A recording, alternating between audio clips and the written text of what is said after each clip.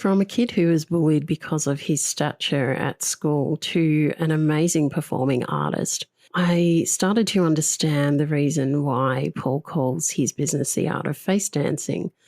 He is so animated. And the thing that I think connected both of us so easily was that I am too. And we had this common experience of being bullied as kids, of using sport, martial arts, of judo, which we both did, of dancing, of all these different disciplines in understanding, as he calls it, the business of you.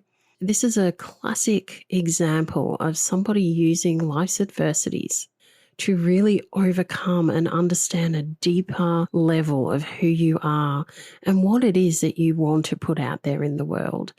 And so this interview, it is also one of those episodes where the two of us have agreed to stay in close contact, having made this bond over so many similarities in the way that we think, in the way that we talk, in the way that we animate, and in the way that we connected.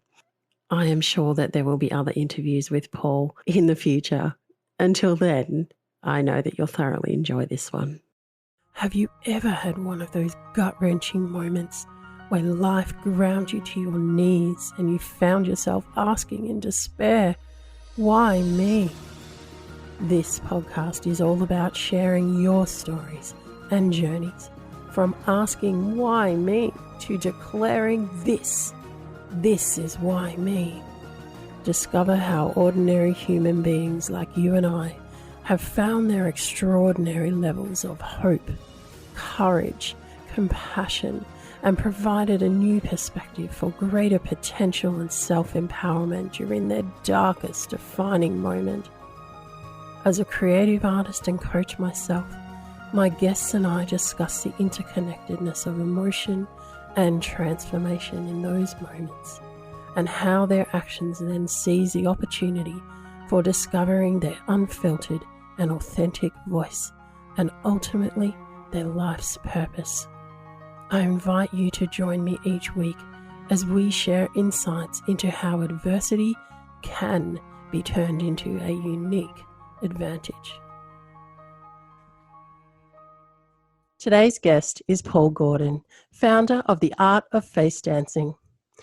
Paul creates and performs a special blend of storytelling, theatre, dance, comedy, acrobatics, and even some circus. He will share with us today a glimpse into his gradual development from a shy, small and bullied kid to becoming an educator, teaching others the power of saying what they really mean and getting out of their own way in order to connect to themselves and others through various forms of communication, including dance and movement. Welcome to the WhyMe podcast, Paul. Thank you very much, Vera. It's a pleasure. It's a pleasure having you on the show. And as a visual artist, and I know that your wife is one as well, I'm very interested to hear a lot more about your story and how you became to be such a lovely eclectic mix of wonderful things. Yeah, thank you. Right. I find that the blend is so much more interesting. Yes. We so often spend our time identifying ourselves through the training or the desire to whichever particular method and things, and then it becomes, whether we choose to or not, it's so much easier to communicate the answer to, so what do you do? And you say, well, I'm a painter. You say, well, okay, but if we blend all of these different mediums and we just embrace this interdisciplinarity, then we're also not bounded by what we're already good at. You know, we can include those things because they just seem to make more sense. And so, right. I absolutely love it because it's not looking at it as a label. It's looking so much deeper at why you do what you do. I love that. Thank you for sharing that, Paul. I was listening to you before when we were talking shortly before you pressed record. Mm-hmm. And I stand by my initial thought, which takes a very short amount of preamble, but I was very small when I was growing up, as a matter of fact, because I'm a little bit older than you or some of your listeners. I grew up in a time where the midgets and the dwarves of the world were not referred to as little people. They were called midgets and dwarves. And I was the third shortest kid in school. The first was a midget. The second was a dwarf. And no self-respecting bully was going to pick on a midget or a dwarf when, in fact, they could choose little Paulie, right? Okay. So that is how I was sort of an easy target. Mm. And sometime during my young life, I was very, very shy. I was introverted. I was picked on regularly. I knew I was small. I needed to defend myself. I enrolled in judo. I became a national judo champion eventually. But at first, I was just learning to defend myself and learning Mm. judo. And somewhere within that, I don't remember what age, but I was maybe 6, 7, 8 years old, and I realized logically that I had two paths. I was very shy and I was introverted, and I knew that path. Mm. And the other path is extroversion. So I thought to myself, I know I can always go toward what I've already been doing. Mm-hmm. So why not just try the opposite direction? Mm. Because I don't know why I understood that I had the choice. So I embraced that other choice. And it didn't mean that I suddenly went out and was good at just being a big, bold, brazen person. It just meant that I understood that there was that other direction that I could go. And it was, in Robert Frost's words, the road less traveled. Mm. So I simply knew that I always had this other way I could. So why not get out of my shell? Wow, I'm actually so blown away by that at that age. To have that level of insight, that is very rare. It was a logic puzzle to me. I'm an artist, but I also have always been, I was going to be a doctor. Mhm. I was going to go to medical school. And when Rubik's Cube came out, I got really good at that. Yes. Before that, I was good with all sorts of little logic puzzles. I love that shit. Yeah. So it was just some equation. Mm. Yeah, I Yeah. totally get that. I know that however my brain is wired is a little bit different to the majority of people as well. And I've always seemed to follow what I think is quite a logical progression with things Yeah. and making connections here and there and being able to bring things together and go, oh, okay, so that's the path I need to take. And it wasn't until I became quite a lot older that I realized this was why I was being bullied by so many people, because I was so different and I hadn't recognized that I was. Mm, Yeah. we become indoctrinated Mm. into this series of right and wrong rules. And it's hard to break free of that. It's also hard to break free of that sense of being sort of monitored by what starts as the outer policeman from other people, when we start to go to school and we start to become social with kids. Mm. And then gradually that outer policeman becomes the inner censor. Yeah. And then it's sitting on your shoulder right Yeah. behind you, sort of, whispering in your ear, don't do that. People will think of this of you. Mm. Why would you want to do this other thing? You're not good at it yet. You're not good enough, whatever it is, all those things that it's whispering into your ear. And we're really bounded by that script. You're right. And it is a script. In the fact that it is a script, it is editable. But at what point do we realize that it is editable and that we have that power and that choice to edit that script? It's a big challenge to learn how to do that. I do not focus on people who are not prepared to start to get there. Yes. I'm not I don't claim to be a therapist. I don't work in that realm, but I am a substantial instigator and facilitator once people have understood that where they want to go is outside of that. So I can engage those parts of people so that they can court their inner artist and develop their performable communication skills. Yes, I love that. Actionable skills, right? Yes. Yeah. And Yeah.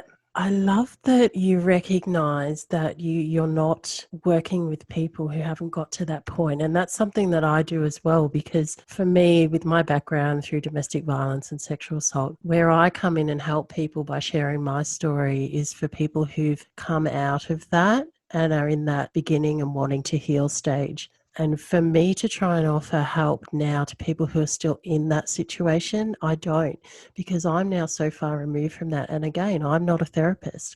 I'm just someone who has that lived in experience. I've lived and breathed this. And so from my perspective, I know how to help people through what worked for me. Now, I would really love to know, because what I haven't shared with you is that I was an extremely shy girl, and Mm. it took me quite some time to get out of that shyness. And in fact, I was probably 15 before I really stepped into my stride and really decided who I was going to become. And it was an incident where I'd missed an opportunity that I really wanted because I was too scared to push in front of everyone else, because everyone was literally pushing to get to the front to go, me, pick me. And I was standing back going, no, they know my value, they'll pick me. And they didn't pick me because I wasn't up there saying, yes, I'm here, I want this. And I Mm-hmm. decided in that moment, never again. I'm going to know my worth. I still don't push people out of the way, but I do make sure that people know I'm there and what I have to offer. And I would love to know, you said that, obviously you decided to take that other way, that other path, and it didn't happen overnight. So how did you become to doing what you're doing now and be so integrated with who you are? And the other part of that is, do you still have that introverted part within you? Absolutely. I am a very introverted, shy person. I will tell people, and I tell, it is an aside in video content for, my course creation and, assisting people. Everywhere I go, I teach devising techniques for actors and dancers and performers as well. It's all these are all components under the umbrella of my overall mission in life. So I'm a Mm. freelancer. I think of myself as a freelancer even when I'm focusing on one particular job that's a full-time job at the moment. But that doesn't go away. And I'm glad. I don't want to be any one way. That is of tremendous value. My former colleague, compadre, his father used to say something very simple. It's everything in moderation, including moderation. Right. Yes. And and the direct link here is that I don't want to embrace only one particular direction at any time. So I may sometimes be extremely outgoing. I may sometimes be extremely shy and receding, but there can always be a blend and I can let the other in, right? So, whether people think of the yin yang or whatever you want to consider it, it's an integration. So I was just wondering, how you came to be doing what you're Right. doing. Yeah, because that would have Okay. taken some time and working out. It's a tortuous path, right? It's a Yeah. twisty way. So the nutshell version is that once I enrolled in judo, once I found that judo was a thing that I could use to, that I could do, I tried a judo class and I tried a karate class. I Hmm. didn't like the karate. I did like the judo, so that was what I had. So I went into the judo, and my sensei happened to be a high caliber badass, and he trained national judo champions. Our dojo was full of national, United States judo champions. And So at good. first we didn't know that. We were all just there learning from this really excellent guy, Walter Shumway. I'm throwing his name out there. He Great. has he's not on this plane anymore, which is too bad because Yeah. the world is slightly less equipped because of it. But Mm. he suggested that we consider taking dance class in order to improve our fluidity on the mat. I was a good mimic, physical mimic. I'm also a good vocal mimic. And I took some dance class, and I was the only boy. And it was my first experience having an easy time meeting girls. Ah, So, yes. right. So like, hey, great. Wow, cool.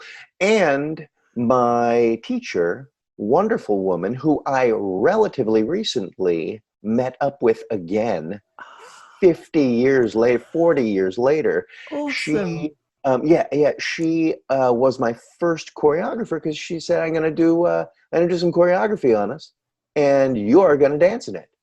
And she was one of those people, Ed, you're going to do this, it's not, do you want to? And so that was that.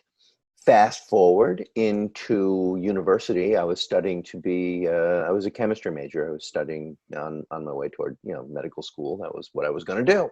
Mhm. And I inadvertently got involved in a couple of dance projects and a theater project just on a side fun thing. And one thing led to another, and I ended up stopping university and moving to New York and becoming studying dance. Dance was most interesting to me. Theater was good, but the dance was something that required a lot of disciplines that I really identified with. Mm. And one thing led to another, and I formed a company with two friends. I took the reins of the business. I found a way to learn the ropes and make the business flourish. And I built us an international touring performing company. And how I got to where I am now is that when people would invite you to theaters and TV shows, one of the guest things that they ask you is to offer master classes, workshops, some kind of outreach things, Mm. lecdems, lecture demonstrations, all that kind of stuff. And so from the time I started traveling the world, that was part of the thing. And I happened to not be interested in just teaching people the same old shit they could learn from anybody. So Yeah. I focused on the liminal stuff. I focused on things that people aren't gonna be able to learn in dance class and theater class. Mm. I would teach things about the entrepreneurship of the business of you as an artist. Face dancing, because I was always highly animated from the neck up, Yes. and so my neck up work is what I taught people. Animate neck up, and everyone will be watching you instead of anyone else. Very true. Learn to articulate that, and all of that stuff. Fast forward to now, and this is my online forum for Mm. enabling people to integrate body, voice, and face into video presentations, so that we have this online life where you can actually set yourself apart from other people, because most people are doing this lackluster, boring ass crap, and they might be saying something fantastic, but damn, make it fun. Set Yeah. yourself apart from the other people Yeah. using everything that, as a dancer, actor, improvisational person, I can teach people how to extract that and Yes. deliver that with interest, right? Yes. Yeah. And exactly what you said. Like, so many people are out there just almost stone faced, monotone. Like you said, Monotone. they could be delivering this fantastic message, but when this is all that you're watching and listening to, who's going to take it in? Very few people. Yeah. Right. Right. Right. You really want to understand the message is the backbone of everything, but without being able to preach the gospel of you like you so desperately and dearly care about, Yes. you can't infuse anybody else with your particular brand of motivation, right? So, Yeah. yeah, So you true. know, So true. court that stuff. Yeah. Now, I'm just loving the fact that, you went from this small, shy, bullied boy. You realized at such a young age that there was another path, another way. You still hold that introvert inside you and use that to your benefit. and yet you are able to do all of this wonderful communication and teach people how to do that. That's such a wonderful journey, and I especially love the way that you keep using the word integration.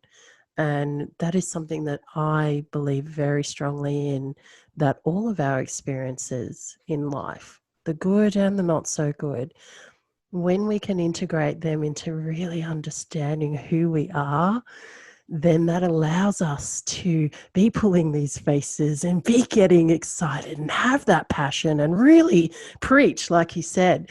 Because once you know who you are and you have that confidence, it no longer enters that script. What are people going to think of you? What are people going to say? Who's going to try and tease me about that? And so you've essentially rewritten that whole script. It's lovely just to hear that, and to see that you've made obviously an impact in teaching so many people how to be able to do that themselves. I am aware that it's really a slippery slope if you become really effectual at something.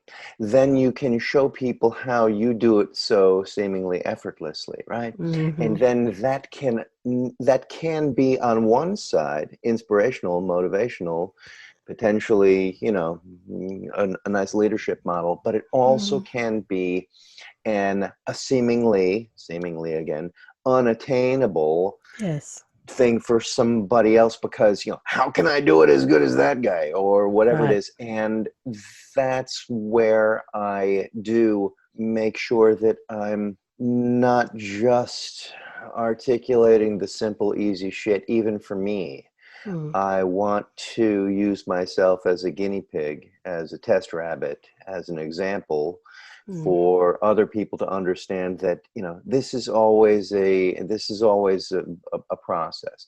Yep. So I haven't gotten there.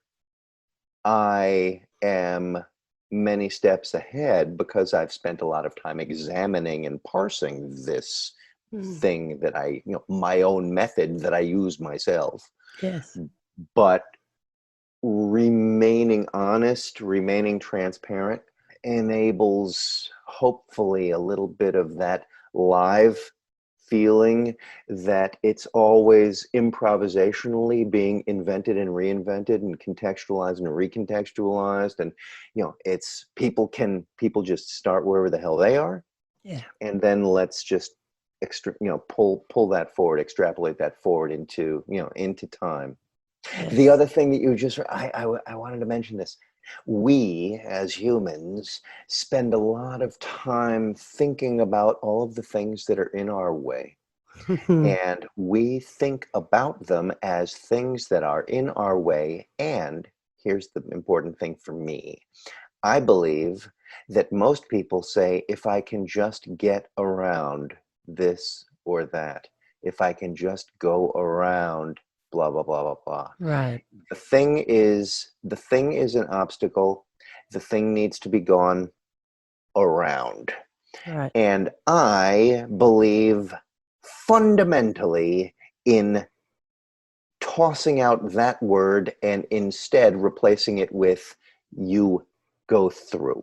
You Yes. embrace whatever it is.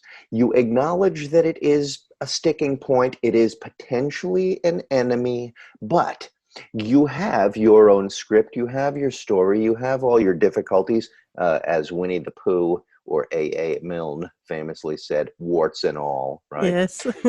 So you, warts and all, have all of your shizzle, and you take that stuff, and if you embrace it, then you can go through it, Yes. and that thing remains as part of you, Mhm. and you take it along, and in so doing, you turn it from enemy to ally, Mhm. and it moves forward with you through your life. So it's just that small change from thinking of it as going around and turning it into going through. Absolutely. You just described what the Why Me series is all about. You really did. Really? Yeah, absolutely. Because Hey, that was just perfectly said. Because I'm always teaching people, and a lot of the people that um, a lot of my clients have gone through trauma, and that's why they come to me because got that lived in experience.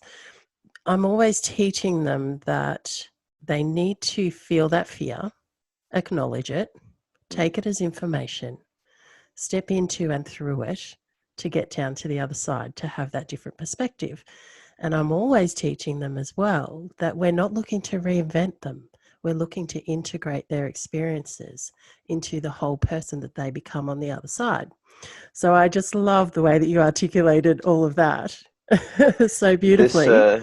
this mutual lexicon that we have here, Yes, it makes perfect sense why we found each other. it does. It absolutely does. Yeah, yeah.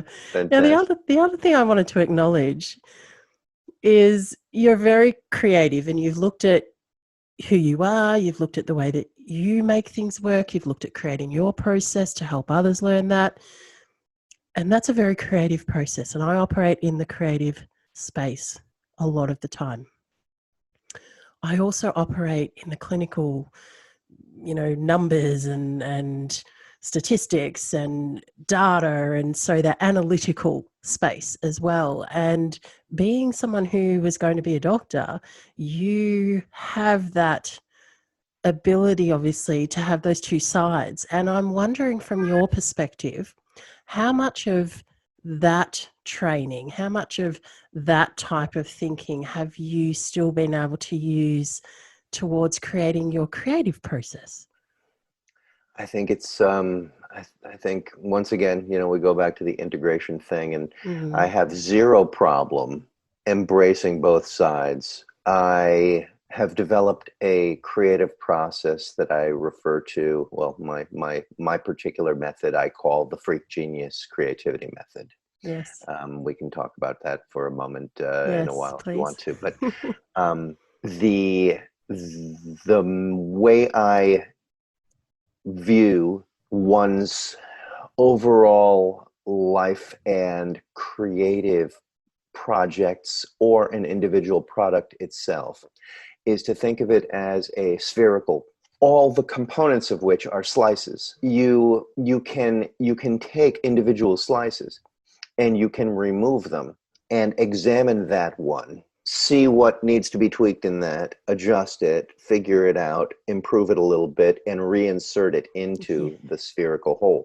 Then yes. you can take another, and each of those fits in, and each of those needs to be tweaked and adjusted on a regular basis. And it does not necessarily need to be some methodical, specific, time-based, incremental development.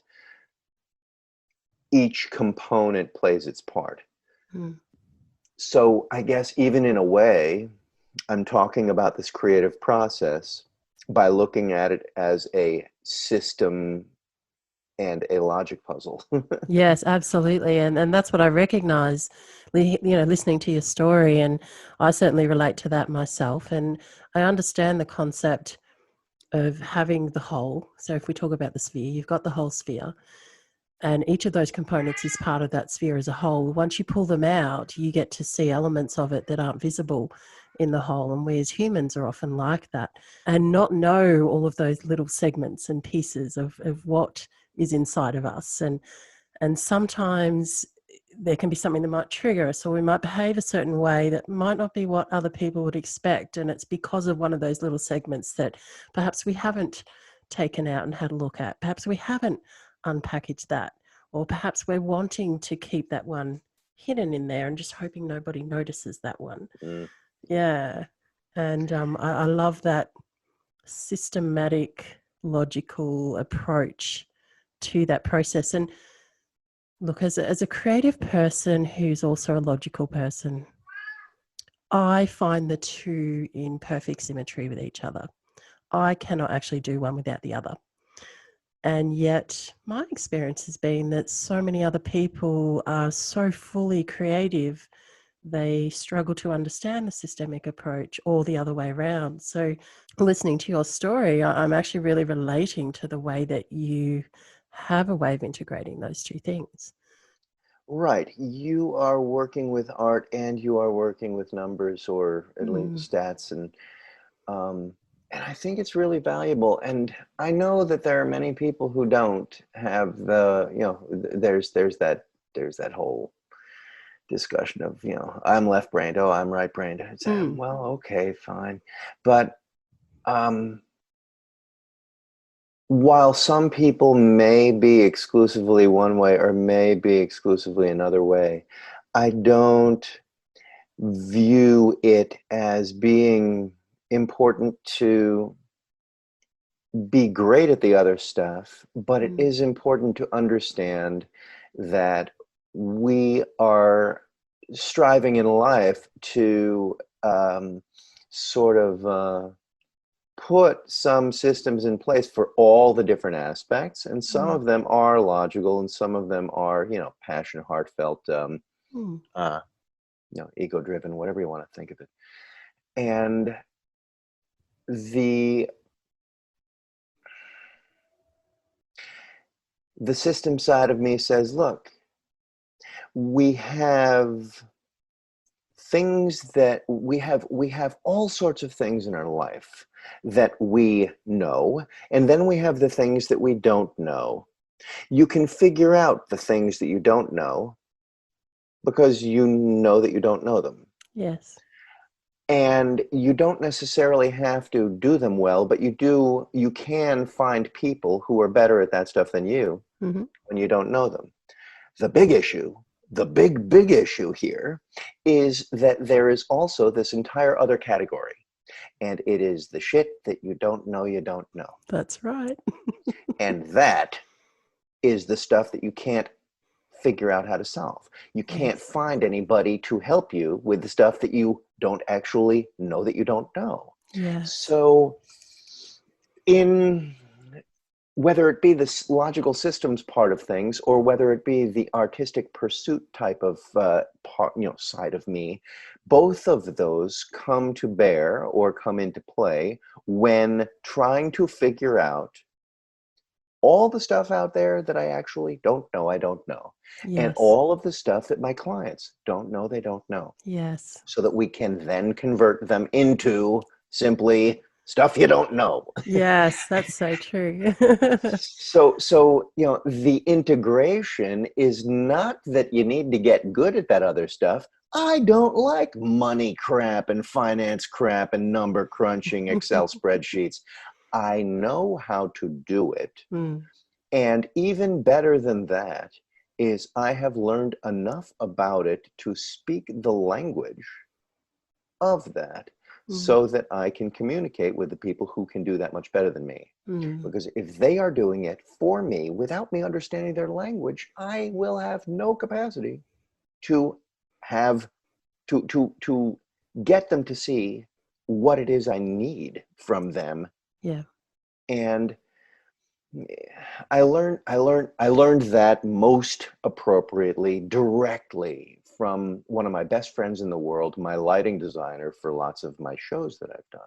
Aaron let me know, say, look, there are lights on a stage, and they're up above you, and they are hooked into, so they're cabled and plugged in.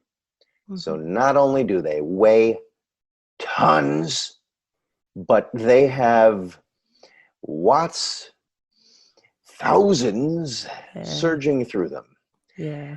You really have to understand and respect all of that shit that's going on from all of those tech people. Yeah. The smallest tech person to the go-to person in that theater, in order to make sure that, in fact, your show will go off well and you'll be safe. So I don't need to know everything about lighting, but I do know the language. I can speak the language of the technicians, the lighting designer, the sound and audio operators, the the crew for load in, load out. I like to know how my car works. I like to be able to talk to my mechanic. I know that if I can talk to my mechanic about all of that stuff, then I won't get screwed into Yes. paying $5,000 for something just because I don't know. I can say, okay, tell me the straightforward news. What do I need to fix now? What do I Yeah. not need to fix ever? And what do I need to actually get around to that might be really expensive now that I'm not paying for right now? And then the person will give you a breakdown. But if you don't know the shit there, or if you don't know how your computer works, then if your computer fucks up, it's a giant catastrophe. Correct. So you learn, You right? do. And then you can speak the language of all the different people. That's what I Mm. like. I like to Mm. speak the language of them as best I can. Mm. Yeah, language is such an interesting thing because it comes in so many forms. It comes in the verbal form, it comes in the visual form, it comes in the audio form, it comes in all our senses. You know, it's yeah, it's wonderful the way that you explain that, and I love that as we age and you know we go through this life and we fill it with all sorts of different experiences. I've certainly found that the more you know, the more you know you need to know. Yeah, yeah. You Well, actually, that's yeah, you're yeah. not blissfully unaware like you are as a kid. It's like, so now you know, I need to know that now, and yes, I need to know that, and I love being in that space. And that is why the longer you have this podcast, the longer your bucket list will grow. It will, correct. Oh my God, there's Lake Baikal, and then there's this other cool one too. Yeah. Yeah, I remember when I was young, I learned about Lake Titicaca, I've which heard of that borders one. yeah, and that one, there are these reeds that grow on that lake that are very, very long and Mhm. pliable, and the lake is a very large lake, so there are big storms on that lake, and there Right. are communities of people who live on reed islands, Mm. and they have reed boats, and their reed boats are actually fundamentally different than the normal boat that we think of, because the reeds give and bend, and therefore they will always be battered and always remain intact in these Fascinating. giant storms. And the pliability of that type of construction runs counter to the standard pliability of the solid ship that sails the seas. Right. And these are what they use because it's a local thing. Yes. And it's that bend with the waves, like the reed boats of Lake Titicaca. That is so cool. Yeah. Funny, Uh, I don't usually go on this lake theme. I love it. That's great. Well, I was just thinking as you were talking about that, I had a friend because in Australia it's sort of different growing up, just for the pure sake that we're like this really big island. You know, like Mhm, our country is so apart from everything else. mhm. So when we look at people overseas and we go, like, you know, we talk about Americans, we're like, wow, like there's how many, 50 or 52 states? See, I'm terrible States? with geography. Yeah, Yeah, is states. it Yeah, 50 it's 50. states? Yeah, yeah, The 50 states, and it's like it's huge, and yet it's like every little one of those is like an Australia sort of thing, like it because our states we're all just sort of Australia. Like there's really not much different apart from state laws and stuff. It's all sort of the same. yeah. And then you look at Europe, and you know you can drive for 20 minutes and be in a different country. We can drive for 17 hours or 30 hours and still not be across the country. You know, Yeah, yeah. You have this massive right. so And different. do you have five? Do you have 5 states? 7 states? How many do you Oh, you're going to make me sound terrible. Let's see. There's Victoria, New South have? Wales, Yeah. Queensland, Northern Territory, which is technically a territory, not a state. So I don't know whether we count that as a state or not. You've got Western Australia Yeah. and South Australia. Right. Yeah. And So then that's Tasmania and down below, see, I look hanging terrible on. now because I forgot Hang. about little old No, Tassie. no, no, no. That's okay. Yeah, we do have I just Tassie. know that that's a thing. Yeah. I hitchhiked to Alaska a long time ago and worked on a fishing boat. And on my way, I met a guy from Tasmania, from Hobart. Mm-hmm. His name was Mm-hmm. Paul, also, and Oh. he said, "Hey, if you're ever in Tasmania, come to Hobart. I'll be renting Mm. jet skis on the beach." Sounds good. Sounds good. That was 30 something years ago. Oh, and you I still wonder haven't got here. I wonder about Paul and Yeah. Hobart. Um, Yeah. but yeah, you have this massive country, Mm. and you only have a few states, so Mm. you can drive long Yeah. stretches. And in the United States, in the Western United States, some of our states are very, very big. New Mm. Mexico is very big. Texas is big. Alaska, of course, is huge. Mm. California is, from north to south, California is a very, very long drive. Um, Mm. but everything on the East Coast is much smaller, and there is this sense of size because you can drive forever and still be in the same state. And Right. we have states that are big like that, but we also have states that are very small. New Mm-hmm. York State is, many New York states fit in into Western Australia, right, or Mm. the territories, Mm. and and then now I'm living in Copenhagen, Denmark, Yeah. and uh, and Copenhagen, Denmark is one third the size of the state of New York. Mm. So there are Denmark is essentially, it's many islands, many small little ones, but there are three prime chunks of real estate. There's a peninsula Mm-hmm. jutting off the north coast of Germany, and then there's a medium-sized island east of that, and then even further east of that island is a much bigger island, and those are the three principal landmasses. Okay. And 1 hour outside of New York City, there is a state forest the size of that the easternmost big island. Right. And 4 hours north of New York City, there is a national park and forest the size of Denmark. Mm. And so these size things, these Yeah. scales, and Denmark is small, one third the size of the state of New York. New York is a small state compared to New Mexico. And then what you have there are these Yeah. enormous Yes. expanses. And that brings me back to that Lake Baikal thing, these just massive places. And I love that we are teeny little specks on this, the top 2 inches of this planet. Yeah.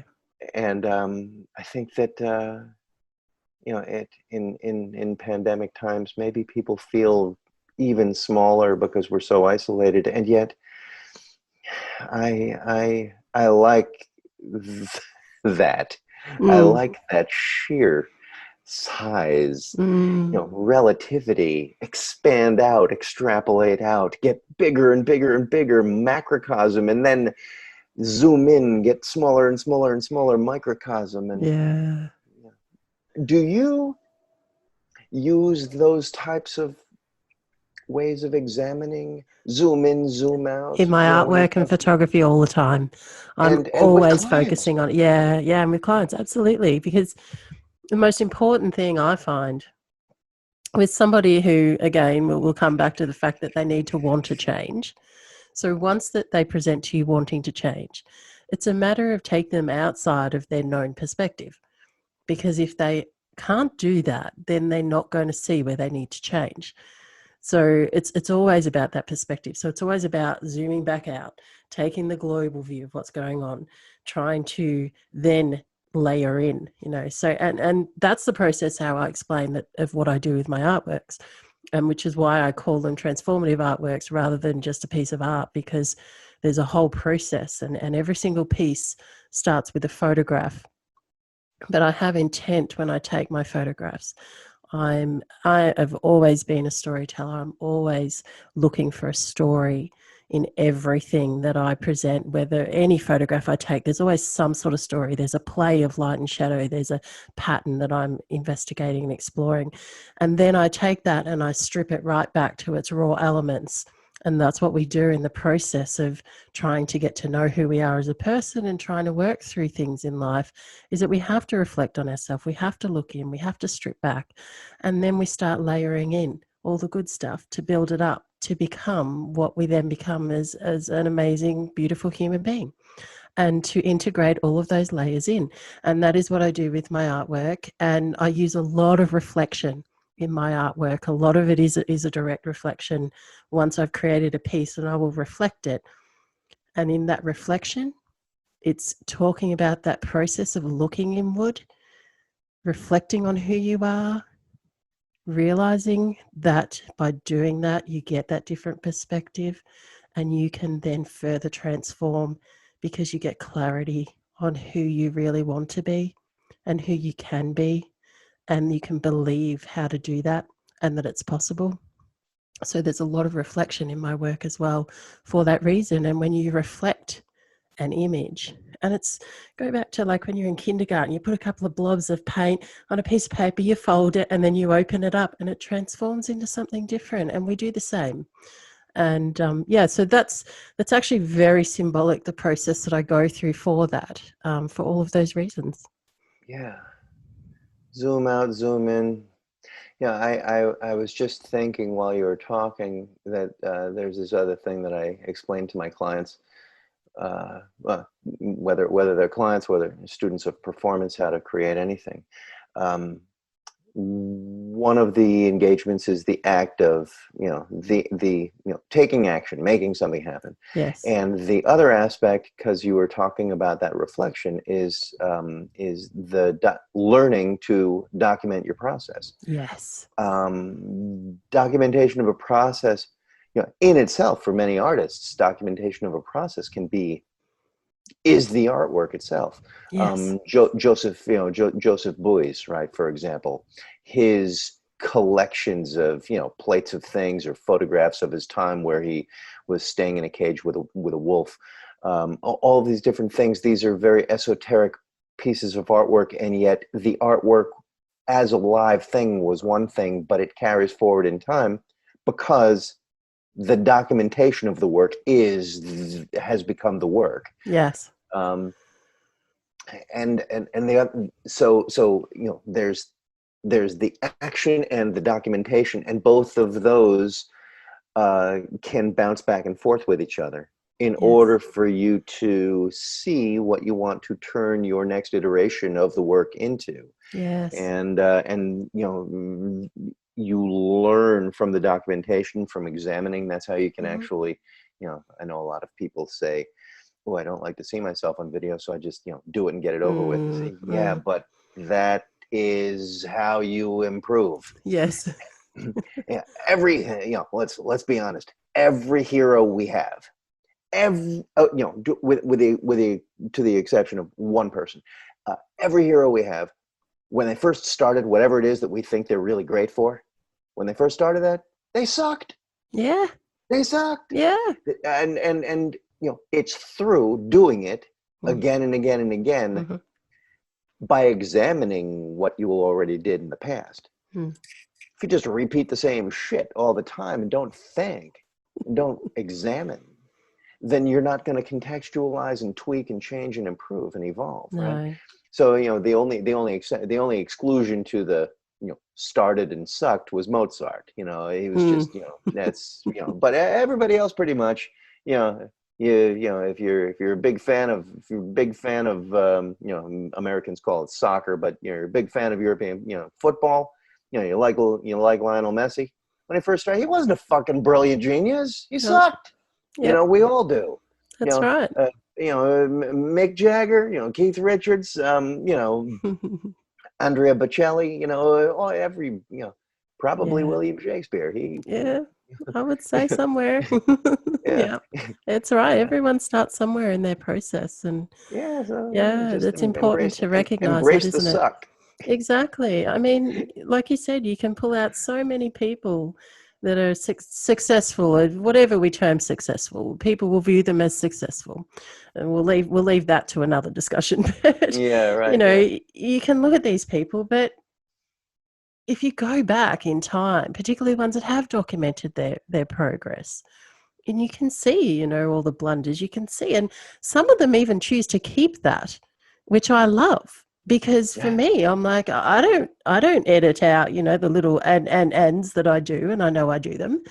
because that's the way I'm processing that information, you know, and that's just one of those things that's me. But I just wanted to touch on something else there that you said, because you do teach people how to be and how to communicate in many ways.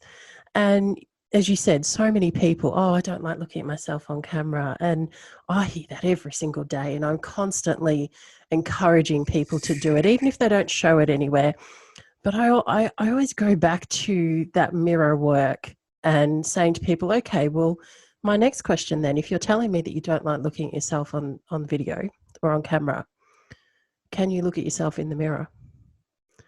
And for most of them, the answer is a resounding, oh, no, I don't do that. No, you're not going to make me look at myself in the mirror, are you? Or, oh, no, I avoid that at all costs. I'll just quickly do enough to know that I'm okay and get out of there. And that obviously then leads to, well, why not? You know, because that's that classic sign that there's something that they're not happy about within themselves, that they're not looking at from that different perspective. They're not pulling out that little bit and saying, why can't I look at myself in the mirror?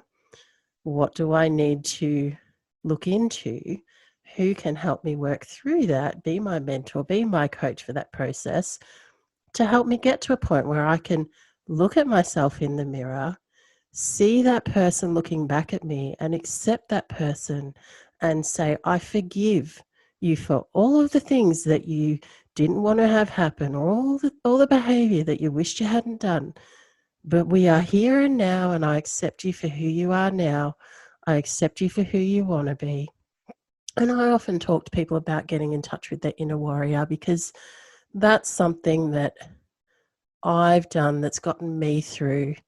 That's something that where I was in a coma and not there anymore, and my inner warrior was there fighting the battle for me in my physical body to keep me here. So I've learnt to become very in touch with my inner warrior, to the point where I can look in the mirror every day and acknowledge that I am not physically the same person I was or would like to be, but I accept who I am now. I accept everything I've been through, and I ask my inner warrior to hold my hand and walk with me every single day, because that is that inner strength that gets us through life and allows us to make the most of the people we connect with, of the situations that we're in, and even the mundane things every day is an experience still, and something that, you know, when you have that perspective, you can really cherish it, you know? Yeah. Mm. Yeah. We limit ourselves, and we are, if you've lived long enough, most people have experienced a substantial amount of difficulty. Yes. Difficulty is, it's of course it's relative, but Yes. but life's not about fair. Life doesn't Nope. give a shit about you. The world doesn't. There's that whole just because you choose to say you want to be an artist doesn't mean the world owes you anything, right? Mm. And and everything, every other iteration of that. Yeah. But figuring out how to see that the human being is really resilient. There Yeah. really is a resilience. It will Oh, yeah. continue doing its damnedest to keep Yeah. moving forward, regardless of, even, the brain being the most powerful muscle in the body can try to shut you down. And yet Try, the yes. thing will still, this creature Yeah. that is us, this inner something or other, will continue to try to, Yeah, crawl forward.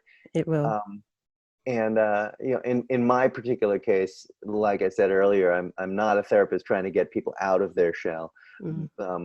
I'm working with people who have already Mm. gone toward a little further toward the desire to articulate. Mm. Um, Still, the big challenge is for me to do my best and to teach other people to learn how to say what they mean, say what they Yes. really mean, and get Yes. out of their way, right? Yes. Getting out of their way. Just one sec. Yeah, we might. Hey, hey, hey. And so, saying what you mean, getting out of your own way means so many different things, and yet we human beings are different from bears. Hmm. Bears, when they go away from when they finally leave mom, they become loners. Yep. And the father bear, if they encounter their own kids at a later date, they will try to kill them. Yeah.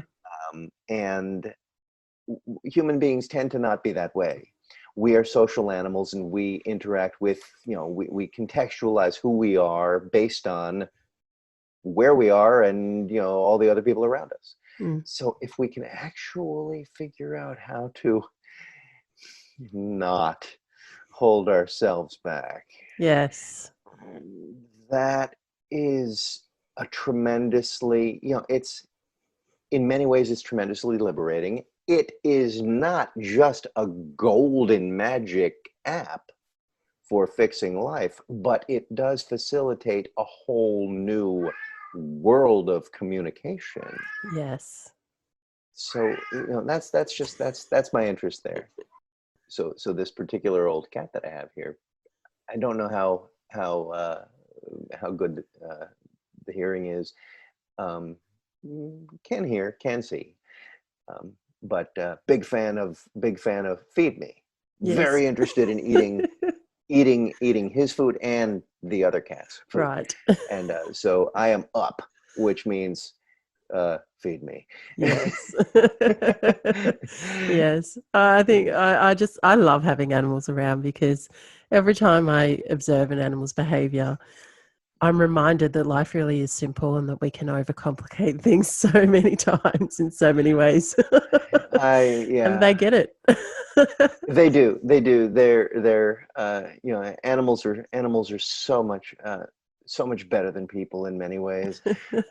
We do fill it with we do fill life with all of these other systems and methods, and everyone has their own unique ones. So Yeah.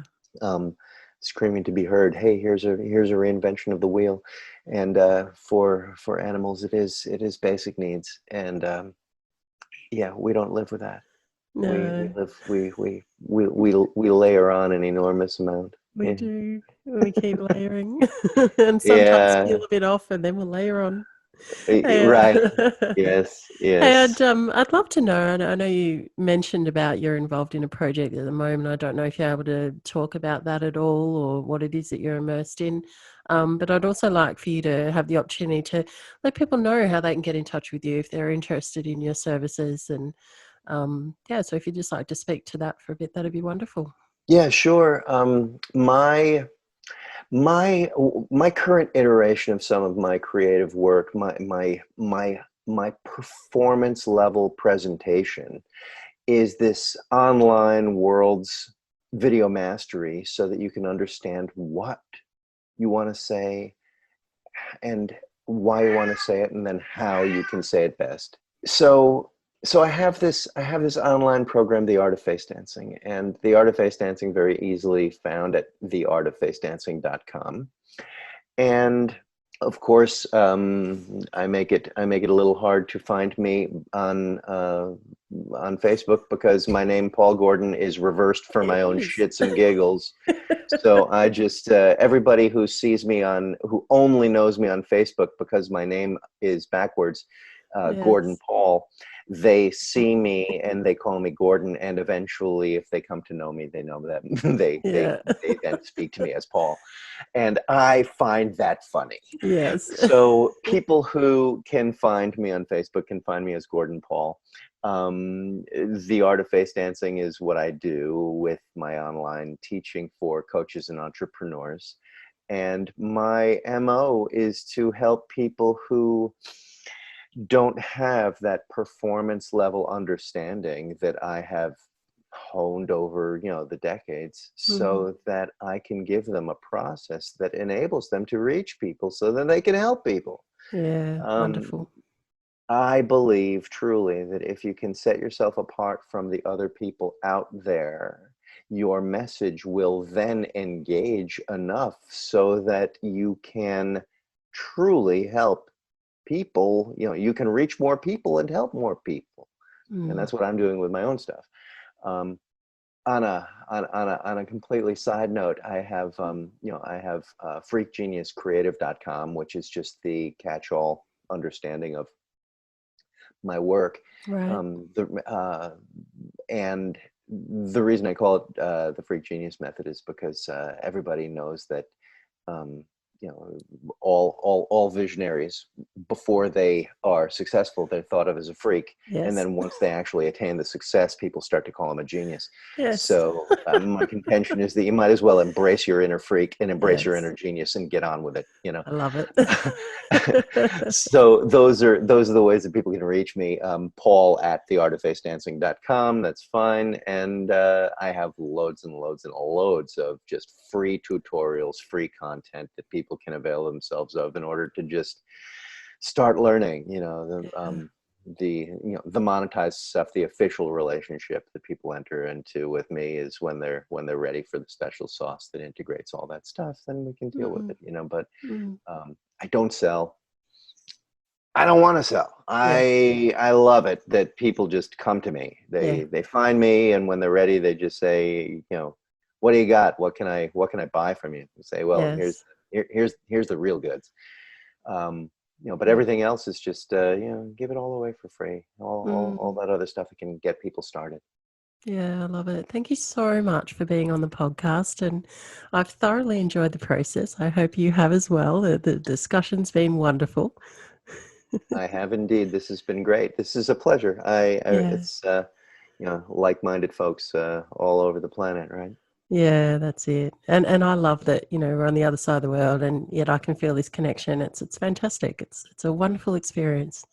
Yeah, yeah, Yeah, thank you so agreed. much, Paul.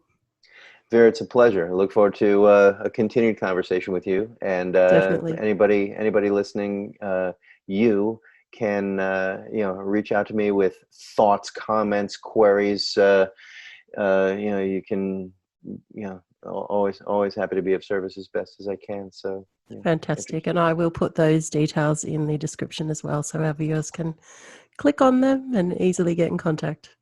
all the best to you. This is great. This is a Yeah, pleasure. wonderful. Thank you, Paul.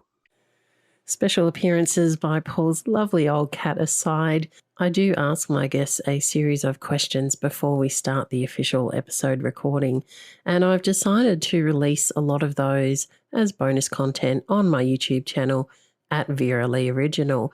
So head on over there and subscribe so that you can keep up to date with previews of episodes before they're released, as well as bonus content after the full episodes are on the Apple podcast platform and Spotify.